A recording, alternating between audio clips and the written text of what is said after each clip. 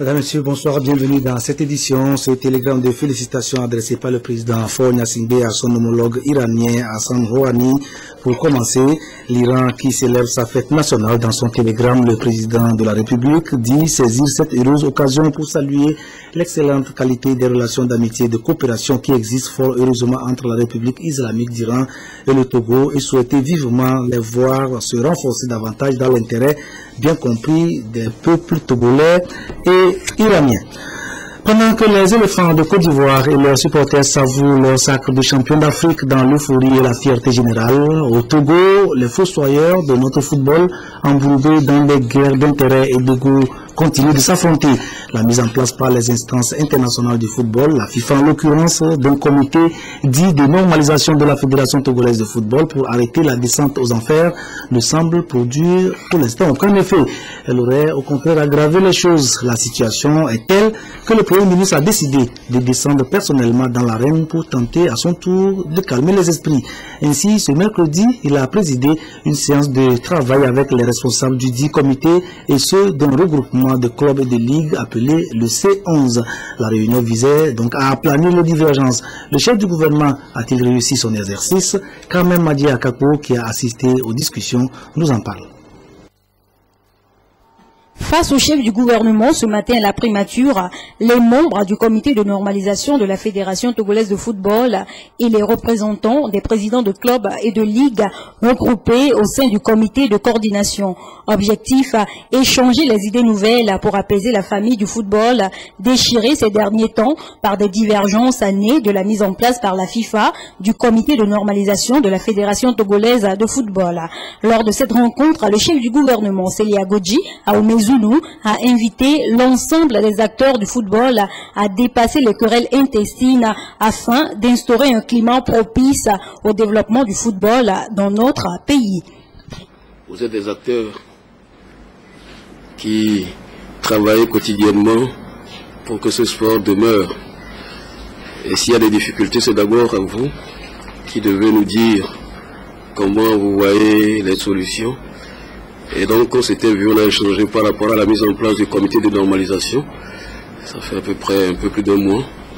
Vous avez souhaité me revoir. Je pense que vous avez les uns les autres des idées nouvelles nous permettant d'apaiser totalement ce milieu et de mettre un peu plus de sérénité dans la gestion des affaires de football. Vous savez très bien que nous avons l'accompagnement aussi des instances internationales, FIFA et la CAF. Notre devoir, c'est de faire en sorte d'être totalement en phase avec elles. Et les réflexions que nous pouvons être amenés à faire doivent concourir à les amener, à nous aider, à proposer des solutions justes à nos problèmes. En tout état de cause, je pense que la situation n'est pas au-dessus de nos capacités, de nos forces.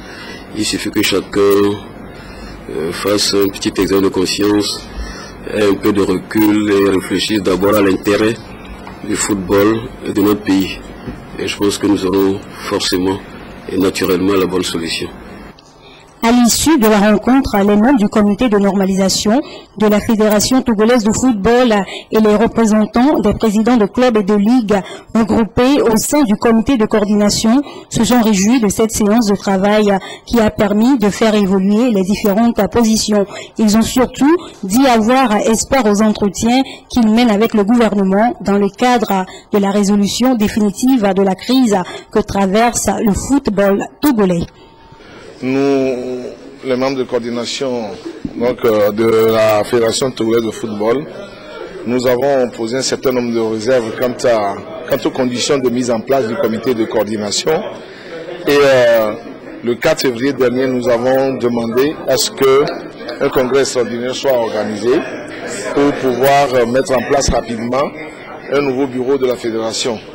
Donc au regard d'un certain nombre de dissensions, nous avons été reçus par le Premier ministre pour aplanir les divergences et reposer notre condition, un certain nombre de conditions, dont la première est que nous ne voulons pas participer à une compétition, à quelque compétition que ce soit, en demandant au comité de normalisation de faire la mission qui lui a été assignée, celle de préparer les tests, de mettre en place les conditions d'organisation des futures élections et de faire en sorte qu'on mette en place un bureau exécutif.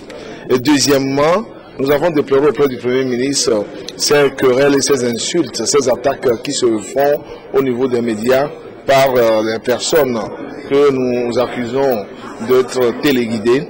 Et troisièmement, nous avons estimé que au niveau du comité de normalisation, il n'y a pas des efforts de cohésion et d'harmonie au niveau des membres de la fédération.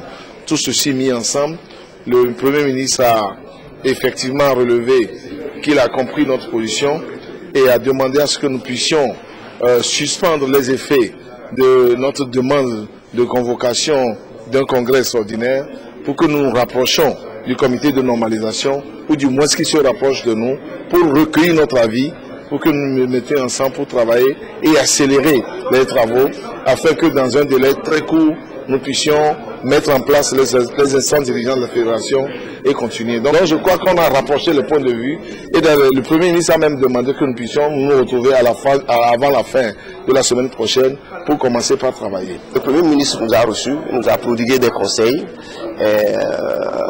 Il a fait de son mieux, il nous a incité et il a fait en sorte que les positions que nous puissions enfin nous entendre et qu'on puisse quand même travailler ensemble. Et je crois que il est à espérer que dans les jours à venir, eh bien, toute la famille du football sera réunie et que tout le monde travaillera pour le bien-être tout simplement de cette fédération. C'est en décembre dernier que la FIFA a décidé de la désignation de comité de normalisation afin de réviser les statuts de la FTF et organiser des élections d'ici à novembre prochain. Quelques heures plus tôt, M. Aoumouzou avait conféré avec une délégation de l'Organisation mondiale de la santé. Les échanges ont porté sur la stratégie de mobilisation des ressources humaines dans le secteur de la santé mise en œuvre par l'OMS.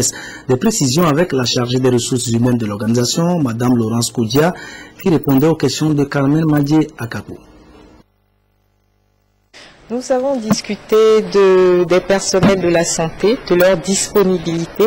Vous savez que le pays s'est engagé à améliorer la couverture universelle de la santé et d'assurer l'accessibilité des services de santé à toute la population. Et dans ce cadre, il nous faut du personnel pour accompagner cette stratégie.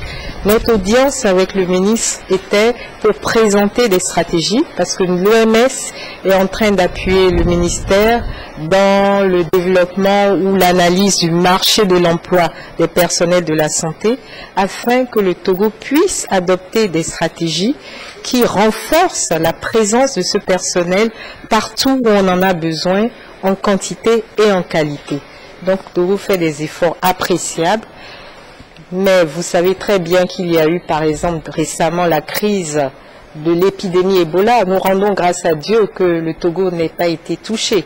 Mais ceci signifie que les efforts doivent encore se poursuivre, doivent permettre d'assurer en tout temps et en toute occasion la disponibilité des services pour éviter que les crises que l'on a qu'ont connues des pays voisins puissent être les nôtres. Donc, ce que nous essayons de faire, c'est de vraiment aider le pays à mettre en place les stratégies pour vraiment assurer que le système de santé soit fort, le système de santé puisse permettre à chaque Togolais d'avoir les services nécessaires pour leur santé. Donc le Togo est en marche, le Togo fait des efforts et l'OMS accompagne le Togo dans ces efforts-là. Et je dois vous dire aussi que si nous faisons ces interventions, c'est aussi grâce au financement français, les fonds français Moscoka, qui ont été mis à la disposition des agences des Nations Unies, dont l'OMS, pour appuyer le gouvernement dans ses efforts en matière de services de santé.